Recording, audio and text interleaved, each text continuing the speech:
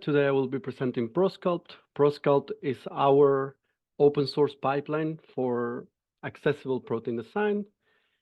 And so as you can see here, Prosculpt is the very traditional, let's say, pipeline of RFDiffusion, ProteinMPNN, AlphaFold, and Rosetta metrics. And what we did was create this package that automatizes this process and also adds several additional functions to it.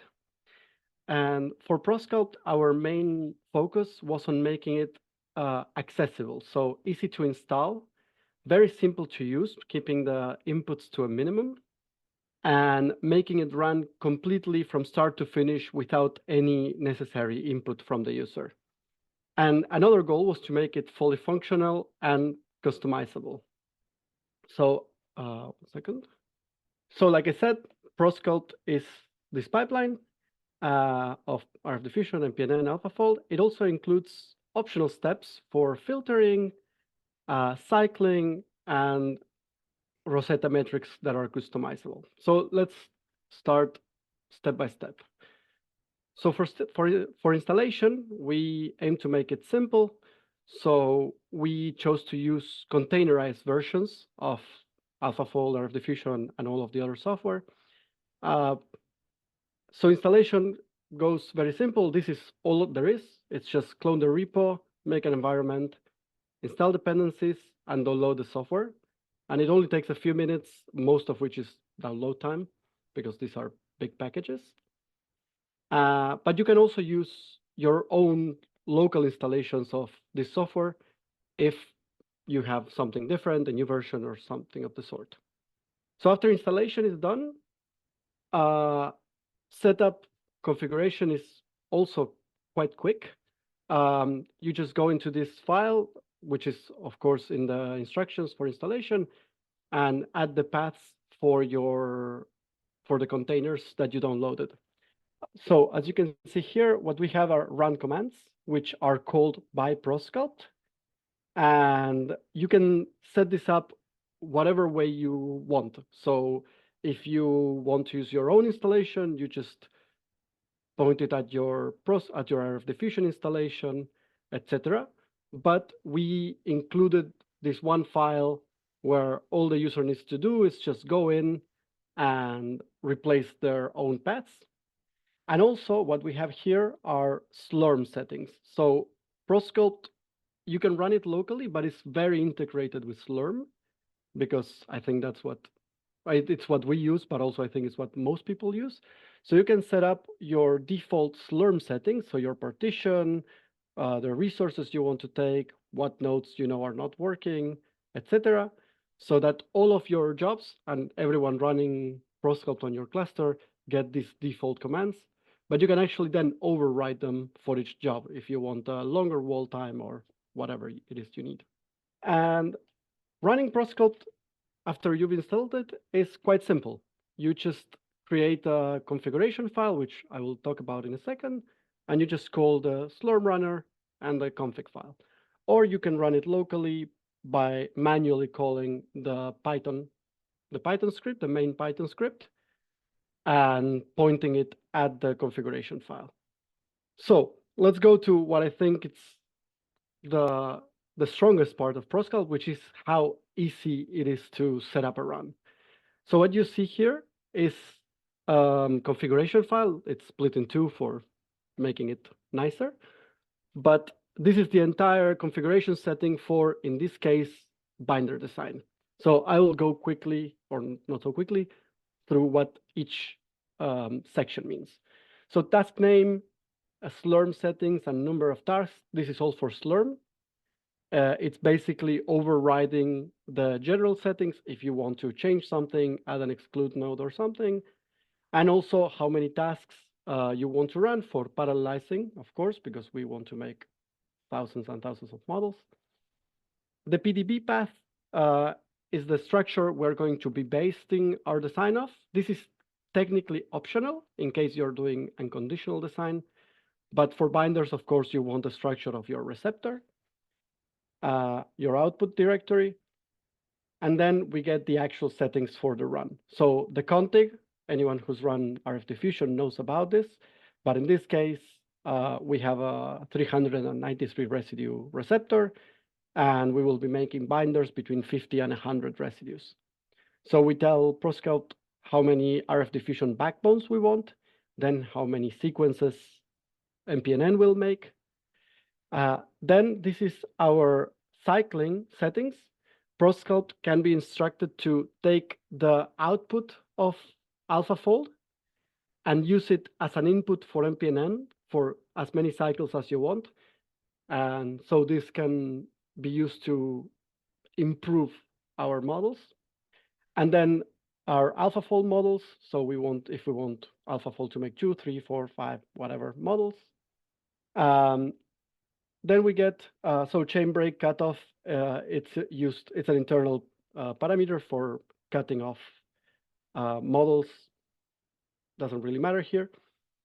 Then only run analysis. This is just so if you want to reanalyze a data set, of course, in this case, is false. Model monomer, this is a really cool option that we have for when we're making binders specifically, which also models the binder in absence of our receptor, so that we can see that the structure doesn't change when it's alone and when it's in presence of receptor. These two settings use A3M and A3M directory. These are used for providing AlphaFold with alignment information for use in partial alignments. I will talk about this in the next slide. And these are MPNN parameters, sampling time, backbone noise. And here we can pass to Prosculpt. So these are all options that Prosculpt takes as its own options. But what we can do is just pass it anything else we can. And I think that's also a very strong point of Prosculpt, that we can pass it any options that MPNN wants to take or can take, or RFDiffusion can take. So it's very flexible in what you can do with it. It's not limited to just the options that we chose to include on the code. So in this case, we are passing hotspot residues, for example, for making our binder, and some denoiser settings. So I just mentioned these alignment settings. So what we realized while working on protein design was that, of course, AlphaFold works better when it has alignment information. But first of all, we didn't want to have to query a CollabFold server every model that we design. But also, we don't want alignment information for our design proteins, because that alignment information will be artificial. So what we created was this thing we call partial alignments. When we are creating a run file, we can provide an alignment file for AlphaFold and A3M file that I'm sure lots of you have used. And what Prosculpt will do is take the design sequences for every sequence that it designs and create a new alignment file with all of the alignment information for the native protein, but no alignment information for the design protein. This also works for example, with inpainting. So if I'm changing the sequence of a few residues or a few sections of a native protein, this will also erase all of that information from the alignment. And then we use this alignment as our input for AlphaFold. And this has improved our modeling results very, very nicely. So what else can we do with Prosculpt? I will show you a few of the things that we've done with it, but of course, this is not an complete list. So we can do partial diffusion. So in this case, for example, we are diffusing the last 36 residues of a native protein. We are, of course, making some RFDiffusion, some sequences, etc. We are, of course, providing alignment because this is a native protein. And we are providing the sequence of the first 545 residues because we know that we want to keep that sequence we're not diffusing, and the amount of steps. Another thing that we've done, we actually work on this quite a lot, is creating symmetric homo-oligomers. Prosculpt works very, very nicely with symmetry. So in this case, we are making 600 residue monomers, and we're working on C10 symmetry. So this makes C10 oligomers. Another option that we can pass is amino acids to omit. So we are omitting cysteines not to create too many problems. And because this is creating from scratch, we're not working with any native protein. We did not provide a PDB path, and we're not providing an alignment file. Another thing that you can do with Prosculpt is sequence redesign. So basically skipping RFDiffusion. So we can provide a monomer, structure of a protein, and we can say skip RFDiffusion true and just tell it which residues we want to change. So in this case, these residues are the residues that we want to allow MPNN to redesign, and we can make as many sequences as we want. So these are all simple things that we can do with Prosculpt, and there are more. You can actually, in our GitHub, you can find a bunch of examples in our example folder. But again, you can do anything with this that you could do with RFDiffusion. But there are also some advanced options for users that want a little bit more and that have the technical knowledge to get a little bit more out of it. The first one is backbone filtering. The way we implemented backbone filtering is through plugins, which are user-defined Python scripts. So a plugin is a Python script that has inside of it a function called filter backbone, which can take a PDB file and return true if the design passes a certain filter, whatever the user wants, or false if it doesn't. The internal code of the plugin can be anything you define. So you can use Rosetta, you can use any library that you wish to use to determine whether that backbone passes or not your filters. And you can define multiple filters at once if you want, and only the designs that pass all filters will be included in the end in your designs. And it's as simple, calling these filters is as simple as adding these lines to your configuration file. So you assign a filter name, you tell it where to find the filter script, and whether you want to just delete or move the failed designs. And this is what a plugin looks like. So a plugin, like I said, it has this function, filter backbone, takes a PDB, and in this case, it doesn't take any arguments, but you can make that, and there are some examples on the GitHub. And this is a very minimal plugin that we included so that people can use to base on if they're making their own plugins. In this case, we are using Rosetta scripts to count the number of secondary structural elements in the design. And if it's 2 or 1 or 0, we fail the filter. That's because we don't want like long helices or 2 helices binders. These are not very stable. And as you can see, all we do is just call this, apply the filter, and then return whether it passed or not. And Prosculpt automatically loads these functions after RFDiffusion is done and filters all the designs. Another nice option that you have is using Rosetta scripts for scoring of designs. So there is one script included in Prosculpt in the GitHub, which is the scoring script, which by default it calculates SAP, charge, and radius of gyration. But advanced users can just modify the script very easily. All it needs to output the script is a CSV file called Rosetta scores with a model path field column to join with the output from Prosculpt itself. And then, so here you can modify to run Rosetta scripts to whatever it is you want to calculate about your models. And this will just be joined in the end with the output. So in the end, what is the output from Prosculpt?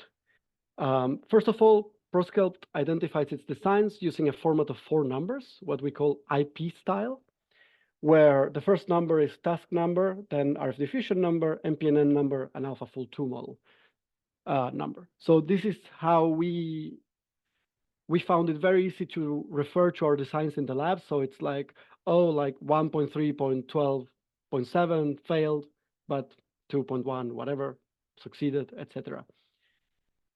It also calculates some metrics by default. So it will calculate the PLDDT and RMSD for, of course, the full model. What we call the sculpted residues, which are residues without a reference structure. So anything you generated from scratch, anything you in-painted from a reference structure, etc. Motif residues, which are residues with a reference structure in redesigned chains. So for example, if you're using a small fragment of a protein and scaffolding it, that will be your motif. We always want, we wanted to calculate this to keep our motifs very stable between designs. Fixed chain residues, which are residues in completely static chains. This, of course, is usually very low, but we wanted it to know that we are not changing our receptor too much. And monomer residues, which is what I explained later, which is our binder in the absence of a receptor. And of course, you get any other metrics calculated with your scoring script. So this is what it looks like in the end. This is just one example from a random run. You get the model path, you get the metrics calculated by your scoring script, your ID number, and then you get linker length. This is if you're linking proteins. You get your PLDT, PLDT is sculpted, RMSD sculpted, etc., your sequences, so you can parse this file however you see fit. And this is how an output directory looks in the end. This is just a different example. You get your output folder with your RFDiffusion, with your successful designs, the ones that fail filters. Then you get an MPNN folder with your sequences, your AlphaFold2 model with the models, and finally a final PDBs folder, which collects all of the models from the AlphaFold2 into one folder so that it's a little bit easier to work with. And also it renames these files to include all of the metrics so that it's easy to scroll through a folder with output and easily look at the ones that are interesting with good metrics. And then you get some intermediate files, such as this checkpoint content status. This is because Prosculpt has a very neat function where you can reset if, for example, your cluster crashed or your node crashed in the middle of the job. You can just run the same script and it will figure out where it left off. So if it was finished with RFDiffusion, if it was in the middle of RFDiffusion modeling, etc. And you get your final output CSV and a copy of your input YAML file so that you can remember what it is you are doing without that folder. So I will just very quickly show you a real-life example, the design of an inhibitory extension to ferritin. This was a project that we actually got a master student in the lab for only 2 months, and he had no experience in protein design and not that much technical knowledge. And we were able to just show him Prosculpt and have him work at it. And he came up with this main two strategies for this project. So basically just designing completely de novo binders to ferritin, and then we would join them with a linker and a TEV site, or starting from the ferritin dimer, creating a scaffolded extension, and again, joining them. So you can look at the input files. You can see that in this case, it's a binder design. We were working with 110, 140 residue binders. We were providing alignment information, of course, because ferritin was not very happy being modeled without it. And some hotspot residues also, because we wanted to bind to specific sites. Or in the other strategy, we had full ferritin, and then we were taking 30 residues, about 30 residues from the other monomer. So this would be our motif, and creating some residues at either end. And in this case also, we were using some RFDiffusion potentials, which shows you that you can use any of the options available in RFDiffusion.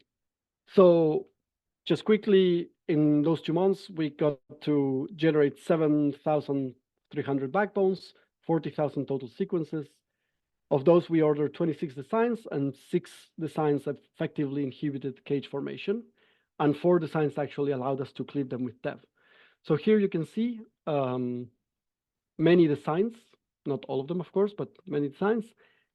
Oh no, it's the 26 designs that we ordered, sorry. And color are the ones that actually inhibited cage formation, and they're plotted against RMSD and DDG, which was actually Rosetta script that we used, a custom Rosetta script for scoring our designs. And you can see that here in mass photometry data that in orange, so in blue it's before cleavage with dev, and in orange is after cleavage with dev, and we get some nice formation of cages after cleavage. And these were the successful designs in purple, and the dev site is in magenta. So to wrap it up, the pros of Prosculpt is that very little technical knowledge is needed for installation, setup, and usage. There is no coding necessary, but it's optional for advanced users. And it provides some added functionality to our current pipeline of RFDiffusion, MPNN, and AlphaFold. In particular, our partial alignment, the filtering, and the scoring. And as cons go, the main one is that the pipeline can't be easily modified or updated. So it's not simple to replace ProteinMPNN with ligand MPNN, AlphaFold 2 with AlphaFold 3. These things require extensive modifying the code, which is still doable because it's open source, but it's not something that is easily done in a couple days in the lab. And it's also different to change workflows. So if you want to calculate different things, it's not easy to implement. And finally, if you want to get it, here is a QR code that you can use, or just Google Prosculpt, it will show up. And you can take a picture of my email. And if you have questions, you can either ask me or you can post in the GitHub if there's any questions. Thank you. So now any questions that you want to do, I'm open to them. Great. Thank you very much for the presentation. Some virtual applause. So there are some questions. The first question is, do the backbone post-diffusion filters have to be specific to a single PDB? One could imagine wanting to score all designs first and then setting up a filter threshold based on ranking, so taking the top 10%. I mean, as it's set up now, yes, like the filter backbone needs to take one PDB and return true or false. So it's for each PDB. Yeah, and I'm also if you it want could to be take, done, but right. I don't think so, because if you the point of the filters is to save computational time, but then you can't rank the top 10% because you don't know what your metrics are gonna be. So if you want to do that, then you have to sort of calculate all the backbones first and then filter in post, right? I mean, this gets run after all of the RFDiffusion models are done. So all of the RFDiffusion backbones are created, and then this is run on each one. So So in theory, it could be done, but not right now, right? Yeah, no, that's what I mean with the, it's not easy to alter the workflow right now, but it could be done. And then a related question is, can we modify scores and post-filtering strategies using custom metrics, for example, based on immunogenicity? I'm not sure I understand the question there. So can you filter on immunogenicity? For example, if you have a predictor that predicts immunogenicity, so how immunogenic some protein is based on sequence, can you filter on that? If you can figure that out on Backbone alone, you can do it here on the Backbone filtering, because you can put any code you want here. So you can include anything you want as a filter, basically, and you just have to tell Prosculpt this passes or this doesn't. Now, if you need the full model, which I imagine you do, you could calculate it on the Rosetta scripting. It's not actually just for Rosetta scripting, despite the name. Here in this script, you can call any functions that you want, any packages. So if you have an immunogenicity predictor, then you could call it here and include it on your output metrics. And then you can just filter on that after everything is done. Oh, you're muted. Yes, yeah, I don't know if you're speaking. Yeah, so the next question is, what is the license? I think you can respond that better than I can. Yeah, I think we put it under MIT or one of the copylefts. We set up the license relatively recently, I think like a few days ago. But it's an open source license. I forgot which one I chose. I think it was a MIT, like ProteinMPNN. Is this pipeline compatible with partial diffusion? If you run a campaign and have very promising backbones, can you run another campaign? Yeah, I show this here. We actually have done this multiple times. All you have to do is provide the sequence that you want to keep and the amount of partial diffusion steps that you want and how many residues you are diffusing or which residues you are diffusing. Yeah. Are there any other questions? Does somebody want to raise a hand and ask a question live?